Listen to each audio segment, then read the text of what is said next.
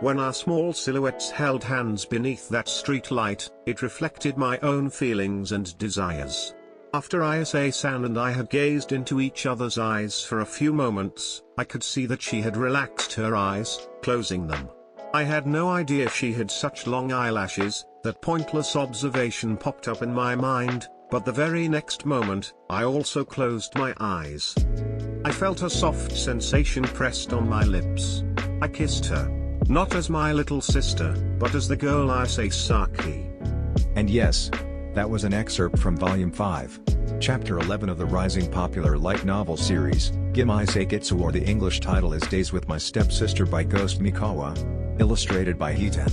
This novel, thanks to Claw translations for the DL, was the first ever awesome ever I read since the dawn of time, from the first time people introduced me to the world of light novels. The second was from Kawaii Kariba Hentai Demosuki ni Natkuro Masuka, or simply titled Hansuki. This novel, also unlike some manga I read before, Kaguya-sama for example, has some steady, developmental story, from fillers all the way to magic moments.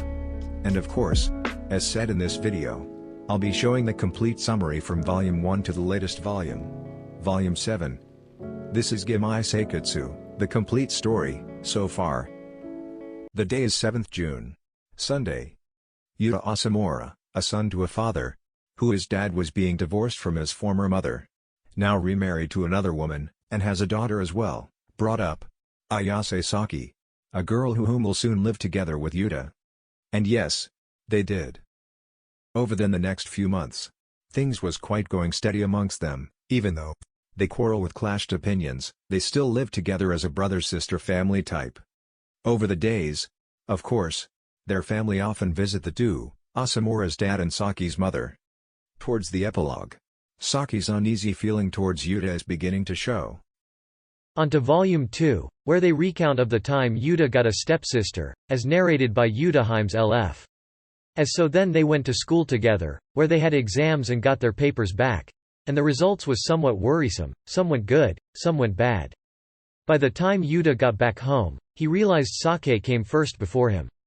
As he was about to head into his room, the door in the hallway he had just passed a few seconds ago flew open.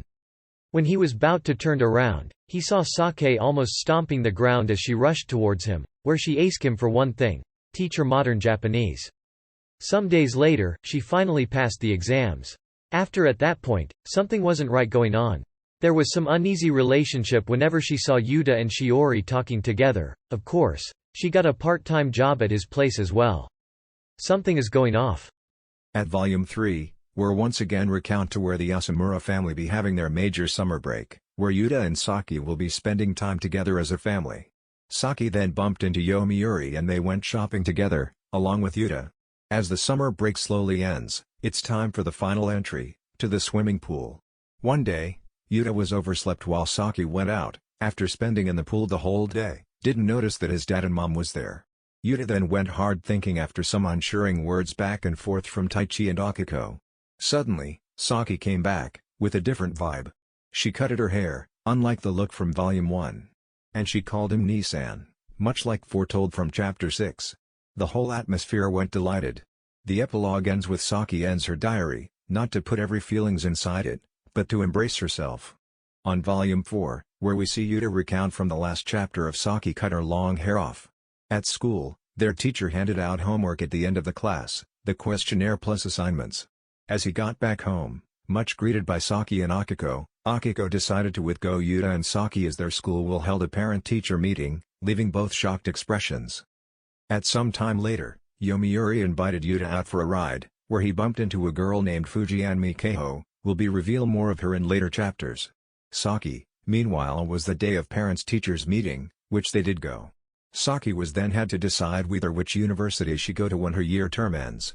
As she took a visit to Tsukinomiya Women's University, which Yomiuri was a student there, she was then greeted by Yomiuri's lecturer there, Kadueya.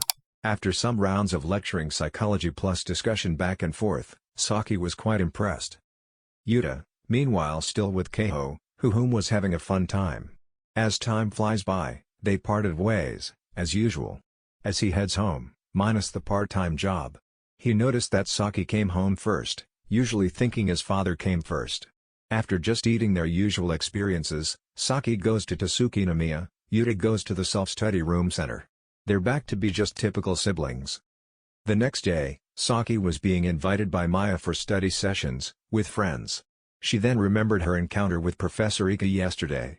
After hours of studying they realized it was lunchtime. Time then passed by as it was 6 p.m., which Maya's brother would came back. At the train station, along with Shinjo, while waiting for the train with him, Shinjo's feelings towards Saki growing as he lusts for love for her, but ultimately, Saki turned down the offer, leaving him unhappy but satisfied. Back at home, with the usual conversation at the dinner table, their feeling once again towards each other grows. Saki was frightened of everything that has happened, in chapter 12, as she hugs him, yes. The first phase of the peak romance, to wrap up the chapter.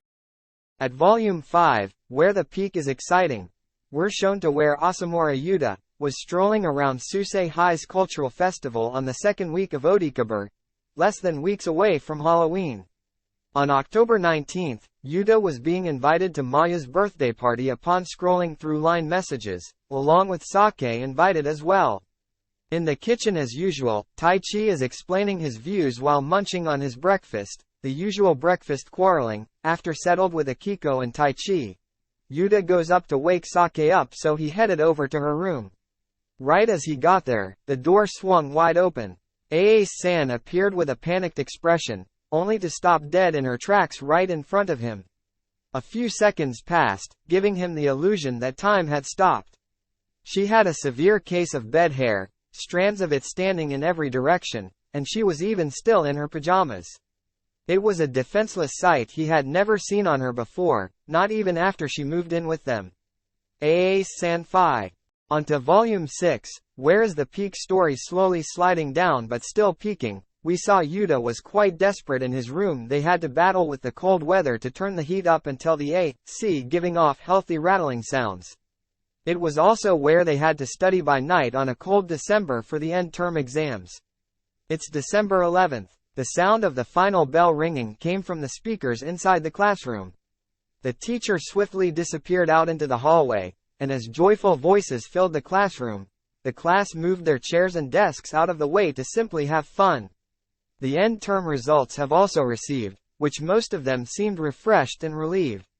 Yuta's best friend, Maru Tomokazu, then gave him a bunch of manga volumes for his upcoming birthday this Sunday, December. At the bookstore, customers were very fierce today, given that Christmas season was slowly creeping up. As their shifts ended, they do something the usual way, walking back home together in. At volume 7, the snow slowly fading, prior to the month of February 12th. At school, Yuta opened his shoebox with my hands numb from the cold and Maru called him out, seemingly with no outdoor practice on Yuta. February 14's Valentine is around the corner. Yuta hasn't think anything about that day. So, let it slide for now. Of course, it ends up with both Maya and Sake gave Valentine presents to Yuta in the end. Even Yomiuri gave him presents at the bookstore. Sake meanwhile was late for her shift at 10, so she had to rush. Taichi meanwhile stopped by at her room, with his car keys on. Sake declined, but had to go with him in the end. It was then the February 14th, where it was Valentine's Day. Couple were here and there eat Shibuya. While studying, he noticed Yuta came back home early, assuming his work has done. After a short conversation, she prepared Yuta's dinner while after that back to studying. Feeling despair, she was messed up, then take the spicy candy which Yomiu. And prior to the upcoming volume 8, which will be out by Tuesday, let's look at what to expect. Firstly, their relationships are going smooth, as it seems, classes are changed and likely seems they're in the same class. Yomiuri seems also flashing ponytail hair, looks cute. Other than that, Saki seems wants more love, which took Yuta a little comfort. Someone must have bullied her or some sort. Saki also having problems. Her grades are falling, so she wants to stay up late by watching English drama/movies. Anyways, do check it out once it releases this Tuesday. Once again, thank you for listening.